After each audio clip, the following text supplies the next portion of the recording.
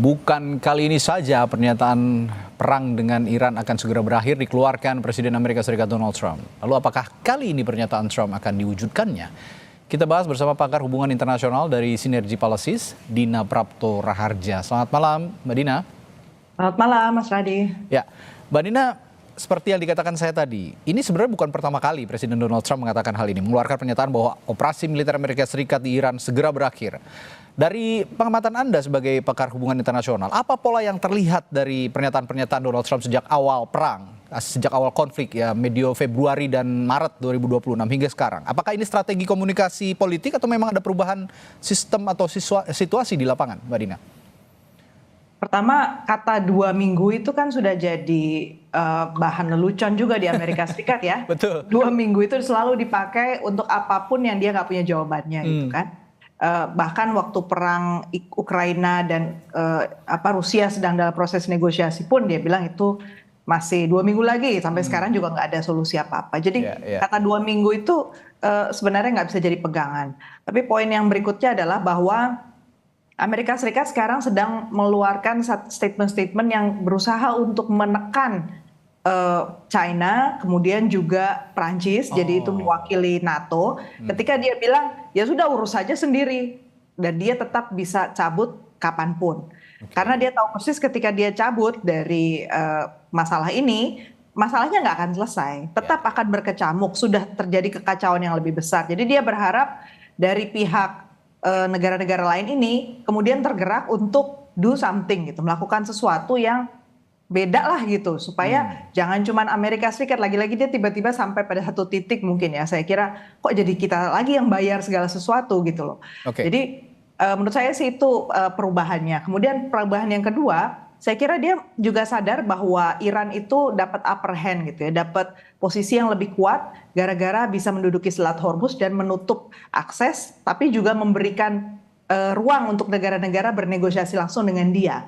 Dan karena itu ada ruang berarti kan untuk Iran malah jadi terbuka relasinya, bebas dari embargo dari Amerika Serikat. Nah ini yang langsung dia baru sadar, wah ini nggak boleh terjadi. Sehingga yang dia lakukan adalah mengirim sense atau pesan kepada pasar bahwa situasinya belum stabil loh, cuma 2 minggu saja nih ruangnya. Jadi sebenarnya belum aman bekerja sama dengan Iran karena saya bisa serang kapan saja. Jadi kita bisa lihat dari berbagai sudut, plus juga soal minyak. Kalau di pasar itu kalau bilang perangnya akan berakhir kan harga minyak jadi bagus lagi kan gitu. Jadi ada banyak faktor lah.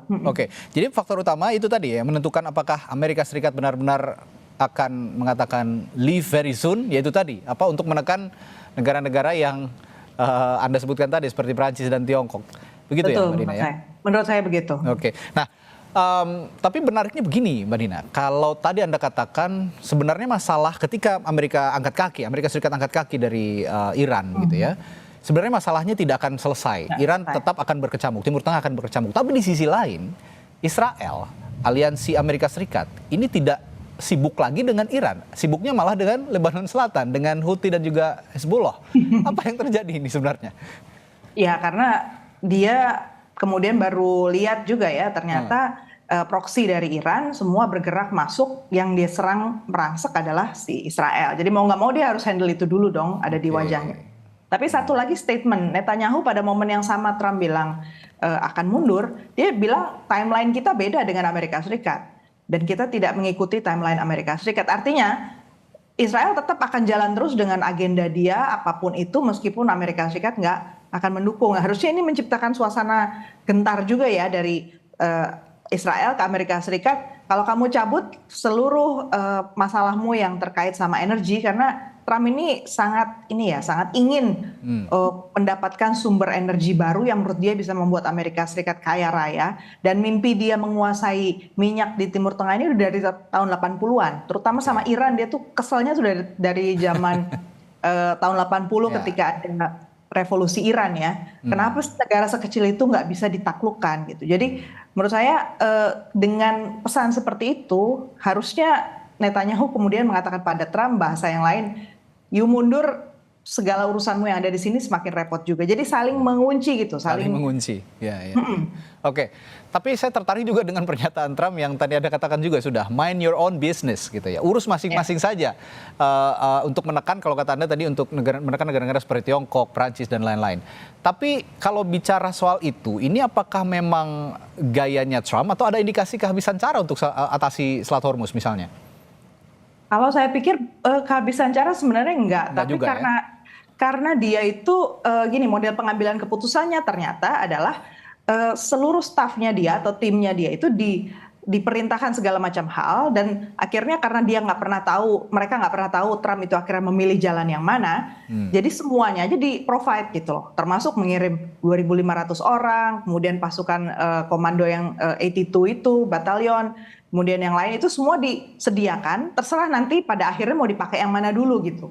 Jadi memang aneh sistem pengambilan keputusannya kali ini ya, boleh dikatakan kalau orang mau perang menghadapi sesuatu yang sangat serius, biasanya kan semua dihitung dulu, didiskusikan, konsultasikan, disusun strateginya, baru maju gitu kan.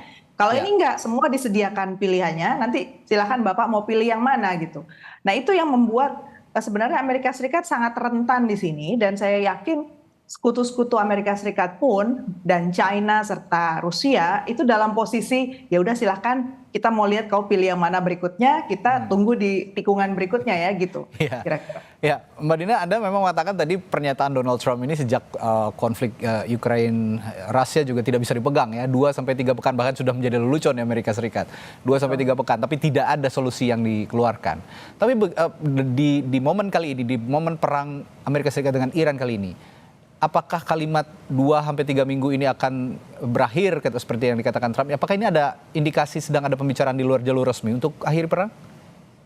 Kalau kali ini memang sudah ada indikasi Pakistan, bahkan China sudah mulai turun berusaha menghembuskan solusi lah gitu, terutama solusi soal Hormuz.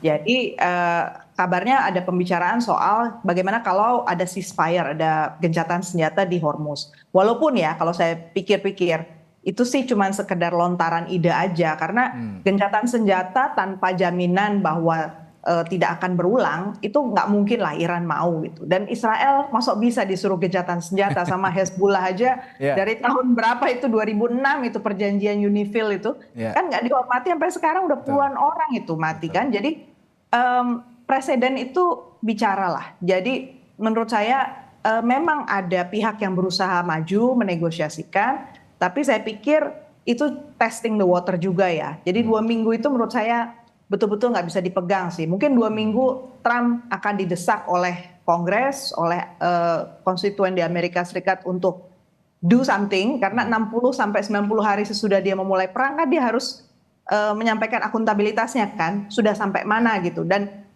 kalaupun mau keluar uang lagi buat apa itu kan harus dia jelaskan. Jadi pressure-nya lebih kepada dia sebagai pemimpin Amerika Serikat.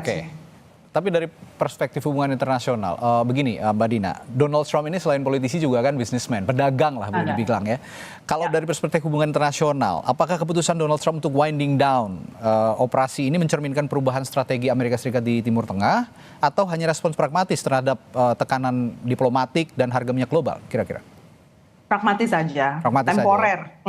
Temporer. Bahwa strategi dia yang berubah itu adalah bahwa dunia dianggapnya semua dari kaki dia itu dari awal ya, ketika dia bilang Make America Great Again, kemudian dia menyebutkan negara-negara lain atau pimpinan negara lain seakan-akan dia itu punya kuasa langsung atas mereka, terutama negara-negara yang bukan adidaya seperti Venezuela kemarin, Greenland, itu udah menunjukkan Amerika Serikat berubah total. Kemudian yang berubah total lagi adalah Department of Defense menjadi Department of War kan. Departemen Pertahanan berubah menjadi Departemen Perang.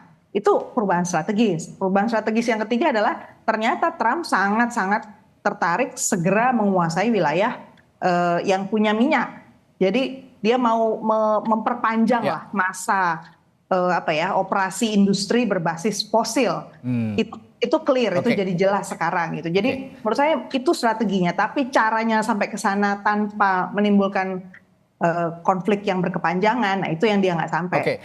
Terakhir Mbak Dina, singkat saja, mengingat seorang pemimpin negara superpower seperti Donald Trump ini memiliki sifat inconsistent statement gitu ya beberapa kali. Apa pelajaran terbesar dari siklus pernyataan Donald Trump soal Iran ini bagi diplomasi internasional ke depan kira-kira? Jadi di tingkat internasional, satu berarti Amerika Serikat sebenarnya menciptakan ruang vakum di tataran hubungan bilateral negara-negara dengan Amerika Serikat. Itu berarti boleh dikatakan nggak ada perjanjian yang sifatnya udah fix. Jadi lupakan aja, itu bisa kita scrap out, negosiasi ulang nanti dengan pemerintahan berikutnya, itu sah-sah aja. Karena sekarang sudah dibuat nol lagi lah sama Trump. Demikian pula kerjasama multilateral, berarti PBB itu kalau kita bicarakan sekarang langsung ada perubahan yang drastis, itu sah-sah aja. Karena banyak hal Amerika Serikat jelas nggak dalam posisi untuk mempertahankan permanent five anggota tetap Dewan Keamanan PBB. Jadi menurut saya dengan kejadian kemarin di Lebanon, orang-orang kita itu jadi serangan, kita harusnya lebih berani gitu ya bicara bahwa inisiatifnya tuh jelas sudah tinggalkan saja Amerika Serikat, biarkan dia selesaikan masalahnya, kita harus bergerak cepat karena 2 tahun lagi Trump masih berkuasa kalau belum dia di-impeach. Itu masa yang sangat menyakitkan kalau kita nggak punya plan berikutnya ya. Ya. Ini semoga juga didengar oleh pemerintah kita. Ya jangan melulu hanya rely on US begitu ya. Ada kanal-kanal lain yang bisa diandalkan untuk menyelesaikan sebuah konflik, termasuk apabila pasukan kita sendiri terkena serangan pasukan perdamaian lagi ya di Lebanon Selatan. Baik, terima kasih.